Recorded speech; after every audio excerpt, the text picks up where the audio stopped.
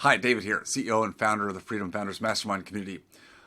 I find a lot of high income, high net worth business owners, practice owners, professionals don't know about the world of alternative investing. So let's define alternative investing to begin with.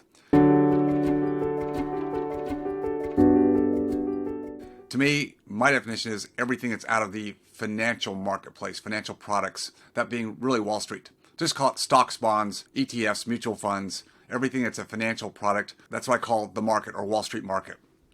Just about everything outside of that would be considered alternatives. Alternatives certainly would be business, private equity, real estate, oil and gas, could be collectibles, precious metals. Lots of things are included in an alternative universe. And yet, why do people not know about those or not include them so much in their portfolio and instead put most everything they have into the financial markets? Well, number one, it's because Wall Street and the commissioned salespeople, fiduciaries, if you want to call them that, advisors, money managers, they make their living selling financial products. It's easier to sell financial products than it is to sell or advise on alternatives. Now, there are people that advise on alternatives, but they're few and far between. Most people and advisors that are trying to help their clients, and they are trying to help them, just push everything to Wall Street financial products because that's always been the default mode. And so that's where most people go. When people hear through my blogs, my newsletters, my podcast, that there's this whole world of alternative investing and where there's advantages in that. Now, look, there's a trade for everything. There's pros and cons, so I'm not saying that one is bad and the other is just great. There's trade-offs. The financial markets are easy to invest in. You can do so with a click of a mouse. You can put money in and allocate it throughout the financial products very easily. The downside to that being easy is the financial markets are very efficient, meaning it's hard to beat the markets. Well, who cares if you need it? Why do you need to beat the markets, I guess I would say. When the markets are up, like we've had over the last 14 years, then just about anything you invest in, whether it's financial products on Wall Street or businesses or real estate or crypto, everything has done pretty darn well. And that's the advent of a up market, a bull run market. But we don't stay in bull run markets. We go through cycles, market cycles, and we're, I believe, at the top of one right now and getting ready to go through a correction. So what do you do when you go through a correction? Well, you need to look at reallocating your portfolio to some degree. Well, how do you do that? Well, most people would go from stocks, equities into bonds. That's the typical financial Wall Street arena. And that would be going to higher ground, especially like bonds or like treasuries. Treasury bills are considered like basically no risk. And you can get some decent returns like we haven't seen before there, 5.5%. That's not bad. But how long do you want to stay there? That's higher ground to me for a little while. The alternative space, and the alternatives I like the most would be real estate. There's so many benefits there because it's an inefficient market. I'll say it again, it's inefficient. There is not a S&P 500. There is not a NASDAQ. In other words, big money can't go through and manipulate the inefficient marketplace of businesses and or real estate. The smaller investor, the individual, has the opportunity to definitely buy undervalued, underperforming, or invest in undervalued, underperforming assets in the alternative space.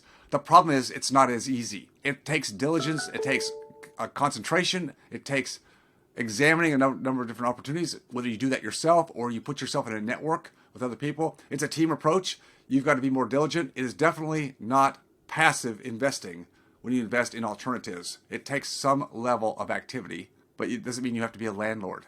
Some people say, well, David, I don't want to do real estate because I heard you have to be a landlord. Or I tried landlording once. Well, that's very, very active. In fact, I'd say landlording, buying individual properties, managing them, renovating them, fixing and flipping, if that's what some people, that's all a business. That's a business. And I'm not talking about you needing to get into another business to get into alternatives. There's ways you can do it on a more passive, not completely passive, because again, I'm saying to you, if you want to drive your future, your financials, and have a grip on it and understand what you're doing, you've got to do a little bit of work to understand what that means. But you don't need an MBA in finance to do that. I've done that and helped hundreds of dentists and their spouses go through the Freedom Founders community and the frameworks that we teach and the interaction and the connections, the engagement, the relationships we have to help them implement whatever they want to do in the alternative space. And that's the difference maker I've seen. If you're young and you got more time than money, then you can go out and do this stuff on your own. It's what I call do it yourself. But if you've got a business, your time value is stronger in doing what you do with your hands in your own business. You've got a family you want to spend time with. You don't need to be doing this stuff yourself, but you need a connection, you need an environment, you need a community, you need people that you can trust and understand how to do the due diligence.